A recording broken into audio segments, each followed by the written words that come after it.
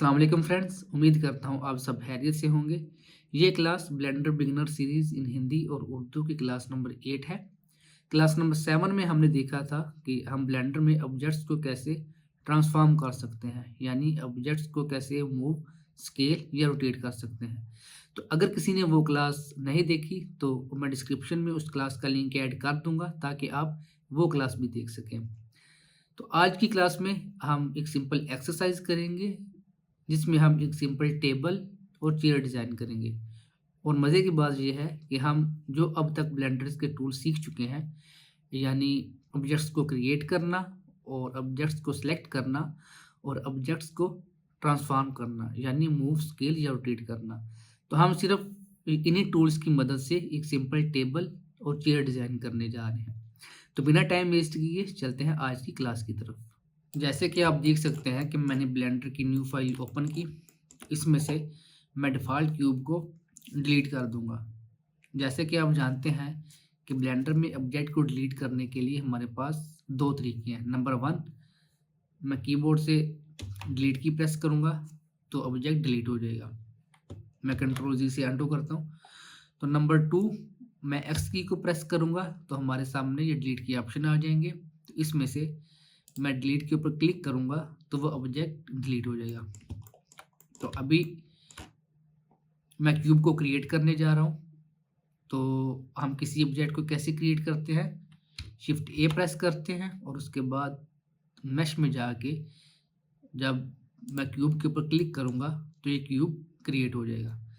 तो अभी आप बोलेंगे कि हमने डिफ़ॉल्ट क्यूब को क्यों डिलीट किया, हम उसी के ऊपर ही वर्किंग को कंटिन्यू कर सकते थे। तो वो इसलिए डिलीट किया कि अभी देखें कि हमने डिलीट की कमांड को भी रिपीट कर लिया है, उसकी एक्सरसाइज की है, उसकी रिवीजन की है और हमने शिफ्ट ए करके क्यूब क्रिएट किया है जिससे हमारी इस कमांड की भी रिवीजन होगी। तो जितनी ज़्यादा हम रिवीजन करेंगे और स्टेप्स को ज़्यादा से ज़्यादा दफ़ा रिपीट करेंगे उतनी जल्दी हम सीख सकेंगे। तो अभी टेबल के टॉप पार्ट के लिए मैं इसको स्केल करूँगा, इस क्यूब को। सबसे पहले मैं इसको जी एक्सिस पे स्केल करूँगा। तो जी एक्सिस पे स्केल करने के लिए स्केल कमांड के लिए मैं एस प्रेस करूँगा तो ये देखिए हमारा क्यूब स्केल हो रहा है। लेकिन अभी ये हर एक्सिस पे स्केल हो रहा है। मैं चाहता हूँ कि ये जस्ट जी एक्सिस पे स्केल हो, तो मैं जी प्रेस कर दूँगा।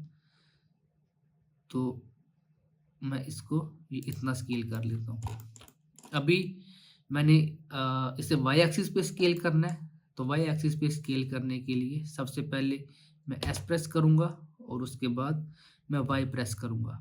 तो अब देखें कि हमारा ऑब्जेक्ट वाई एक्सिस पे स्केल अप हो रहा है। तो ये मैं जो ऑब्जेक्ट की मैंने स्केलिंग की है, ये टेबल के टॉप पार्ट के लिए की है। तो हम इसको थोड़ा जी एक्सिस पे मूव कर लेंगे, मूव अप कर लेंगे।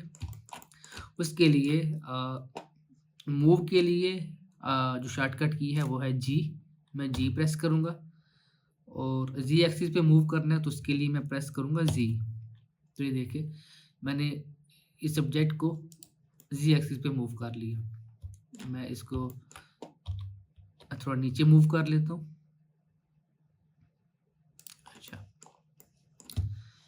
तो अभी मैं आपको एक न्यू शॉर्टकट की बताता हूँ, वो है डुप्लीकेट की। जैसे ही मैं शिफ्ट डी प्रेस करूँगा तो आप देखिए कि मैंने इस ऑब्जेक्ट को, सिलेक्टेड ऑब्जेक्ट को डुप्लीकेट कर लिया है।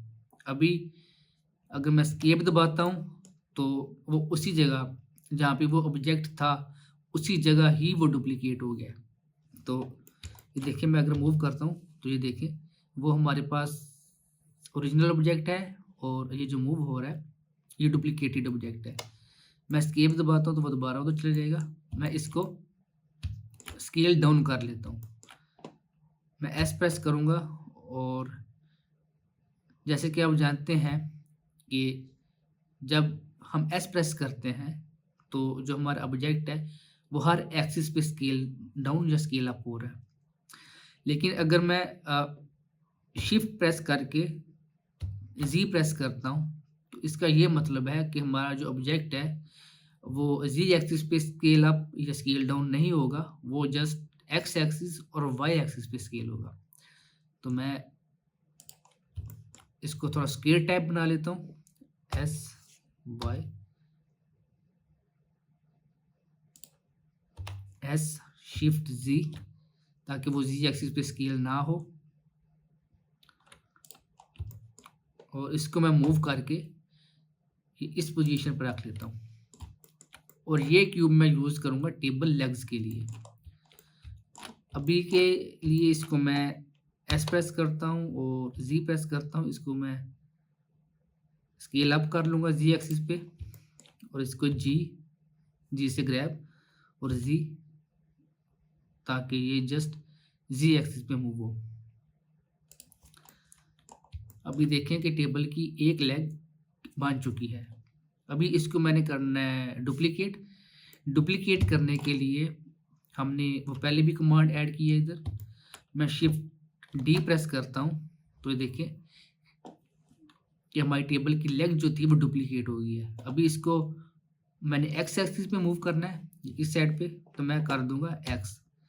तो ये देखें कि ये लेग जस्ट एक्स एक्सिस पे मूव होगी। मैं इसको इधर प्लेस कर देता हूँ। और एक ऑब्जेक्ट से ज़्यादा ऑब्जेक्ट को सिलेक्ट करने के लिए हम क्या करते हैं, लास्ट क्लास में हमने देखा था, हम प्रेस करते हैं शिफ्ट की और जो ऑब्जेक्ट सेलेक्ट करना हो उसके ऊपर क्लिक कर देते हैं। तो ये देखें ये लेग भी सिलेक्ट होगी और ये लेग भी सिलेक्ट होगी। अभी मैंने इनको डुप्लीकेट करके इनको इस साइड पे ही मूव करना है। उसके लिए मैं करूँगा शिफ्ट डी और वाई प्रेस करूँगा, तो ये आप देखिए दोनों लेग्स डुप्लीकेट हो गई और इनको मैं इस साइड पे मूव कर लेता हूँ। तो ये देखें कि ये हमने बहुत ही आसानी से जो टूल्स हम सीख चुके हैं उन्हीं की मदद से एक सिंपल टेबल डिज़ाइन कर लिया। अगर आप चाहें तो आप इसकी हाइट बढ़ा सकते हैं, लेकिन अभी के लिए मैं इसकी हाइट यही रहने देता हूँ। अभी हम डिज़ाइन करेंगे एक सिंपल चेयर, और हम चाहें तो हम शिफ्ट ए और ये क्यूब सेलेक्ट कर सकते हैं, न्यू क्यूब क्रिएट करके हम उससे चेयर डिज़ाइन कर सकते हैं। लेकिन मैं इसको डिलीट करके जो ऑलरेडी हमारे पास टेबल है, मैं उसी का जो ऑब्जेक्ट है, जो टॉप पार्ट है, उसको डुप्लीकेट करके मैं उसी से चेयर डिज़ाइन करूँगा। मैं इसको एक्स एक्सिस पे मूव कर लेता हूँ और इसको मैं थोड़ा सा जी एक्सिस पे मूव कर लेता हूँ। हाँ, इतना बहुत है। और इसको मैं स्केल डाउन कर लेता हूँ जी एक्सिस पे। स्केल डाउन करने के लिए एस और जी इस तरीके से, और मैं बताता हूँ एस शिफ्ट जी, ताकि जी एक्सिस पे स्केल ना हो। और मैं एस वाई तो स्केल टाइप बना लेता हूँ, मतलब स्केल अप कर लेता हूँ थोड़ा सा।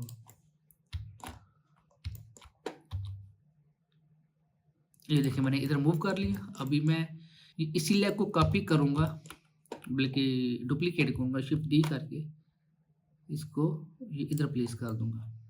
और अभी इस चेयर के लिहाज से इसकी लेग जो है वो काफ़ी मोटी है, तो इसको मैं स्केल डाउन कर लूँगा और इसको जी एक्सिस पे मूव कर दूंगा इस तरीके से। और शिफ्ट डी एक्स, इसको डुप्लीकेट करके इधर प्लेस कर दूंगा। और इन दोनों को सिलेक्ट करके शिफ्ट डी वाई और इनको इधर प्लेस कर दूंगा। तो अभी तक आज की क्लास में हमने रोटेट टूल का इस्तेमाल नहीं किया, यानी हमने कोई ऑब्जेक्ट रोटेट नहीं किया। तो अभी हम रोटेट कर लेते हैं। ये ऑब्जेक्ट है, इसको किया शिफ्ट डी, डुप्लीकेट हो गया, और इसको मैं करता हूँ स्केप, ताकि जिस पोजीशन पे ये डुप्लीकेट हुआ है वो उधर ही रहे। और अभी मैं करता हूँ आर और वाई, ताकि ये वाई एक्सिस पे रोटेट हो। मैंने ये रोटेट कर लिया इतना, और इसको जी करके मूव करके मैं इधर प्लेस कर देता हूँ। तो ये देखें कि हमने बहुत ही आसानी से एक सिंपल टेबल और चेयर डिज़ाइन कर लिया है। तो आपने इस क्लास की प्रैक्टिस अच्छे से करनी है, बल्कि एक दफ़ा नहीं करनी, 3-4 दफ़ा करनी है, ताकि जितनी ज़्यादा आप प्रैक्टिस करेंगे, उतनी जल्दी आप ब्लेंडर को सीख सकेंगे। तो मैं उम्मीद करता हूँ कि आज की क्लास की आपको समझ अच्छे से आई होगी। तो अगर किसी का कोई क्वेश्चन है, तो वो कमेंट सेक्शन में पूछ सकता है, तो इंशाल्लाह मैं उसके क्वेश्चन का जवाब ज़रूर दूँगा। तो हम मिलेंगे अब नेक्स्ट क्लास में, तब तक के लिए खुदा हाफ़िज़, टेक केयर।